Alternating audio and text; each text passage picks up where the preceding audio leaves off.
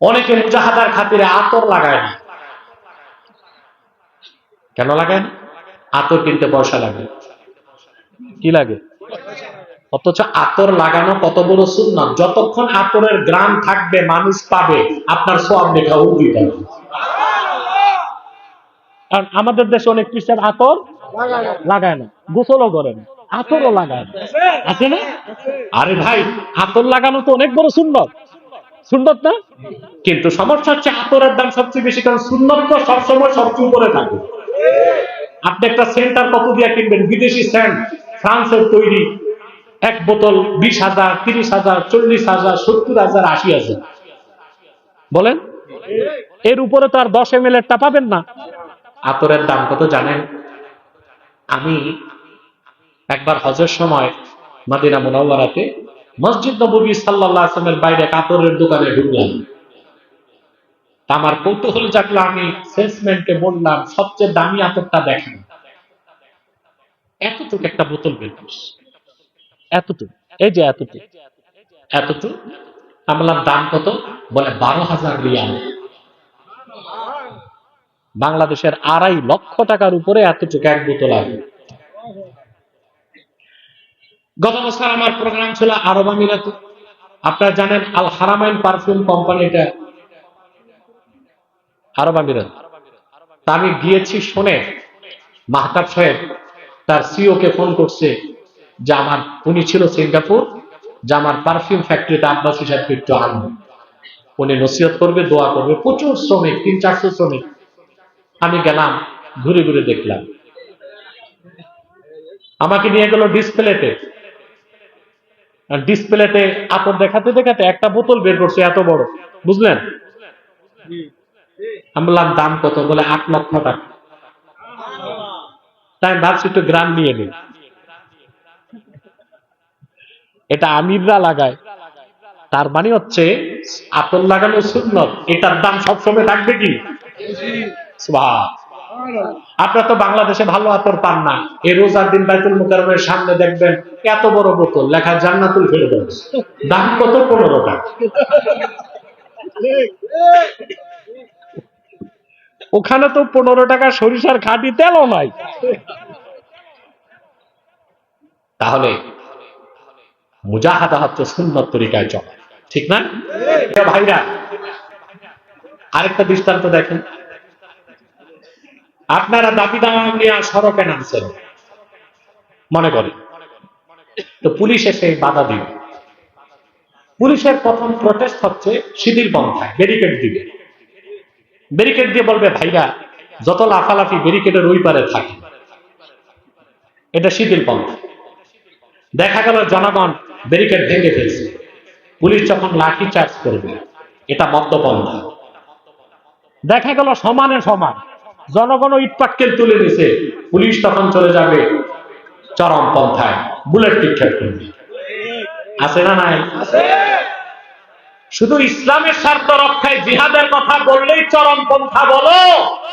গণতন্ত্র রক্ষায় 5ই আগস্ট দেশ স্বাধীন করছে চরম পন্থায়, গণতান্ত্রিক পদ্ধতিতে আন্দোলন হয় না। কি পন্থা ছিল এটা? বাস্তব। বিএনপি নেতা বলেন সত্য। 16 বছর না, এই জন্য বলছি বিএনপি তো স্টেক হোল্ডার, এই আন্দোলন তো তাদের অনেক, এই জন্য বলছি। কথা বুঝতেছেন? সবচেয়ে বেশি অবদান আলেম ওলামা পীর মাশায়েখের। তারপর অনেক রাজনৈতিক দলের লোকই রক্ত দিয়েছে, বিএনপির লোক, জামাতের লোক, খেলাফতের লোক, বুঝে না? তো যারা রক্ত দিয়েছে সবাইকে আমরা স্টেক হোল্ডার মনে করি। 5ই আগস্ট দেশ স্বাধীন করছেন কি মধ্যপন্থায় না চরমপন্থায়? 16 বছর তো মাইর খাইছেন, মাইর খাইছেন, একতরফা খাইছেন। দেয়াল যখন পিঠে ঠেকে গেছে, ছাত্র জনতা মাঠে নামলো 5ই আগস্ট। একদিকে ডিফেন্স তাদের বাধা দিল, তারাও ফিট দেখায় নাই, বুক পেতে দিয়েছে, যা পেয়েছে হাতে তাই তুলে নিয়েছে। দুদিনই রক্তপাত হয়েছে। গণতন্ত্র রক্ষায় তো চরমপন্থাকে নিলেন, এটা যদি নাজায়েজ না হয়, ইসলামের স্বার্থ রক্ষায় চরমপন্থা করা যাবে না। এইরকম ভাওতাবাজির ফতোয়া বাংলাদেশে দেওয়া আর মেনে নেওয়া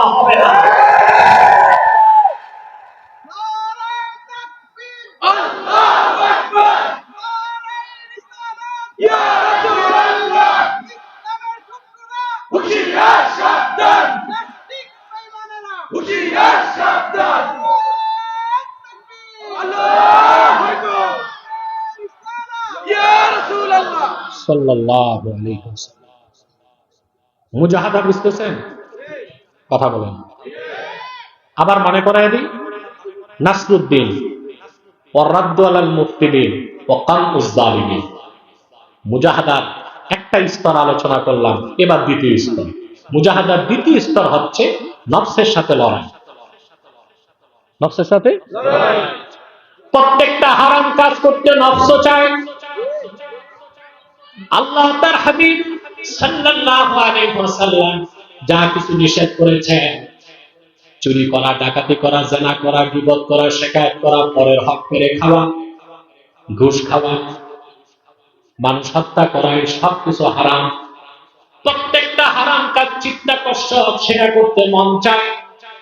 আল্লাহ রাব্বুল আলামিনের ভয়তে নফসের সাথে লড়াই করে গুনাহ থেকে বেঁচে থাকা, সেটাও হলো মুজাহাদার দ্বিতীয় স্তর। হারাম কাজগুলো কেমন লাগে? ভালো লাগে বলি তো অনেকে ব্যবসা বাণিজ্য নাই, চাঁদাবাজি করে চলে, আছে না?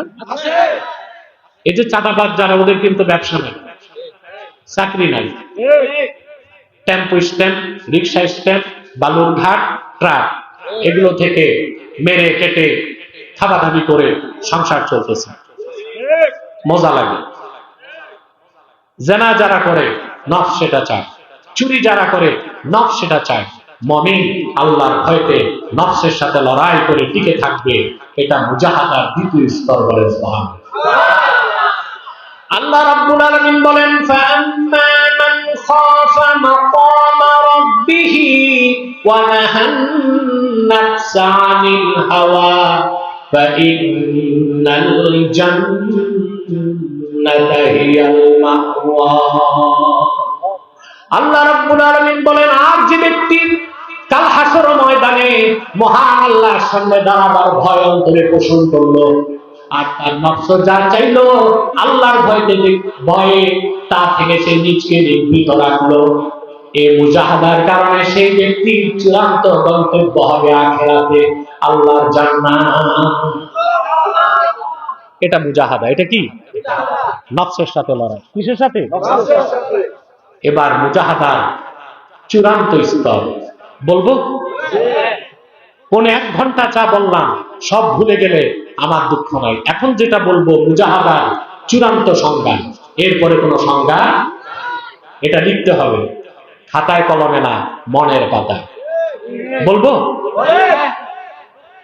আল্লামা কুরতুবী মুজাহাদার চূড়ান্ত ব্যাখ্যা করতে যে লিখেন, মাসালুস সুন্নাতি ফিদ দুনিয়া কামাসালিল জান্নাতি ফিল উকবা ফামান দাখালাল জান্নাতা ফাকাদ সালিমা ওয়া কামান আখাযাস সুন্নাহ ফাকাদ সালিমা। সুবহানাল্লাহ। ইমামে কুরতুবী লেখেন, আল্লাহর হাবিব আখিরি নবী নূর নবীজি মুহাম্মদ মুস্তাফা সাল্লাল্লাহু আলাইহি ওয়াসাল্লাম ১৫০০ বছর আগে যে সুন্নাত রেখে দিয়েছেন, সেই সুন্নাতের উদাহরণ হচ্ছে দুনিয়ায় আল্লাহর জান্নাতের মতো। যে ব্যক্তি জান্নাতে প্রবেশ করলো সে যেমন নিরাপদ হয়ে গেল জাহান্নাম থেকে, দুনিয়ায় যে ব্যক্তি জীবনের সকল মৌলিক ক্ষেত্রে সুন্নতকে কামড় দিয়া ধরলো সে সেই রকম ফিতনা থেকে নিরাপদ হয়ে গেল।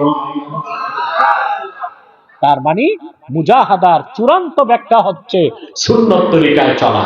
ব্যক্তি জীবন, সমাজ জীবন, পারিবারিক জীবন, রাষ্ট্র জীবন, শিক্ষা জীবন, সাংস্কৃতিক জীবন, নামাজ, রোজা, হজ, যাকাত, সকল ক্ষেত্রে সুন্নতে মুতাহহারা মুআত্তারার পূর্ণ অনুসরণ করতে হবে। এর চেয়ে উপরে বড় কোন মুজাহাদা না। আপনি সুন্নত তরিকা বাদ দিয়া যতই সাধনা করেন, এটা মুজাহাদা হবে? যেমন অনেকে মুজাহাদা করতে যায় গোশত খায় না, খিচুড়ি খায়।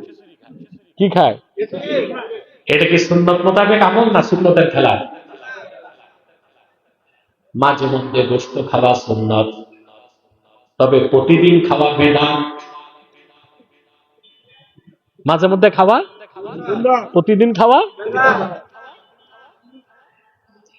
আল্লাহর হাবিব সাল্লাল্লাহু আলাইহি ওয়াসাল্লাম ইরশাদ করেছেন, খায়রুত তাআমি ফিদ দুনিয়া ওয়াল আখিরাতিল লাহমু। দুনিয়া আখিরাতের সর্বোত্তম খাবারের নাম গোশত। মাঝে মধ্যে খাবেন, শক্তি পাবেন। আর যদি একদম খাওয়া বাদ দেন, দুর্বল হয়ে যাবেন, আপনি তো তখন নামাজ দাঁড়ায় করতে পারবেন না। আবার প্রতিদিন খাওয়া কি নিষেধ? হাদিস শরীফে আসছে প্রতিদিন যে ঘরে গোশত খাওয়া হয় ওই ঘরে আল্লাহর লানত আসে। এটার প্রমাণ আপনারা দেখেছেন। প্রচুর গোশত যে ঘরে খায় ওই ঘরের মানুষের হার্ট অ্যাটাক করে, ব্রেন স্ট্রোক করে, প্যারালাইজড হয়ে পড়ে থাকে। যেই ঘরে একজন মুরব্বী প্যারালাইজ রোগী, ওই ঘরের কোন সদস্যের রাতের ঘুম নাই। এ বোঝা টানতে টানতে কি করতে করতে, এটা কি রহমত না লানত? তো মাঝে মধ্যে গোশত খাওয়া কি সুন্নাত, প্রতিদিন খাওয়া কি বেদাত, একদম ছেড়ে দেওয়া কি রহবানিয়া, বৈরাগ্যতা, সুন্নতের খেলাফ। তাহলে সুন্নত তরিকায় চলার চেয়ে বড় কোনো মুজাহাদা। আপনার বাড়ি আছে 3টা, গাড়ি আছে 3টা, জুব্বাটা পড়ছেন এইরকম, সেদা আছে 40টা, এটা মুজাহাদা?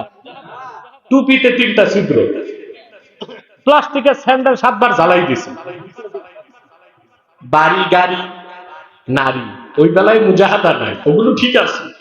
ব্যাংকে টাকা আছে 3 কোটি, যত ফকির আর মিসকিনগিরি দেখায় জুব্বার মতো, এটা মুজাহাদা? আল্লাহ যদি তৌফিক দেন, দামি পোশাক পরা কি সুন্নত না? কথা বলেন। আমি একটা হাদিস শোনাচ্ছি আপনাদেরকে। ইমামে বাগাবীতে রওয়ায়াত করেন, তাফসীর বাগাবীতে, খারাজা রাসূলুল্লাহ সাল্লাল্লাহু আলাইহি ওয়াসাল্লাম ইয়াওমান ওয়া আলাইহি জুব্বাউন কিমাতুহু 4000 দিরহাম। সাহাবী বর্ণনা করেন, আল্লাহর আখির নবী নূর নবীজি মুহাম্মদ মুস্তাফা সাল্লাল্লাহু আলাইহি ওয়াসাল্লাম একদিন সাহাবায়ে কেরামের সামনে তাশরীফ নিয়ে আসলেন। আল্লাহর হাবিবের নূরের জিসিম মোবারকে যে জুব্বাটা ছিল, 1500 বছর আগে ওই জুব্বার দাম ছিল 4000 দিরহাম। কত দিরহাম? সুবহানাল্লাহ বলবেন। হাদিসের ব্যাখ্যা এসেছে, ওই যুগে এক বাদশা রাসূলুল্লাহর খেদমতে সাল্লাল্লাহু আলাইহি ওয়াসাল্লাম জুব্বাটা হাদিয়া পাঠিয়েছিলেন। তো আল্লাহ নিয়ামত হিসেবে রাসূলুল্লাহ সাল্লাল্লাহু আলাইহি ওয়াসাল্লাম জুব্বাটা পরিধান করেছেন। কারণ আল্লাহর হাবিবের উম্মতে রাজা বাদশাও তো থাকবে, তাদের সুন্নত মোতাবেক চলতে হবে না? তাহলে বোঝা যায় সাধ্য থাকলে, আল্লাহ দিলে দামি জুব্বা পরা কি সুন্নাত। আর যখন সাধ্য নাই, আল্লাহ দেন নাই, তখন তালিযুক্ত জুব্বা পরা সুন্নাত। মুজাহাদা বুঝতেছেন? কথা বলেন।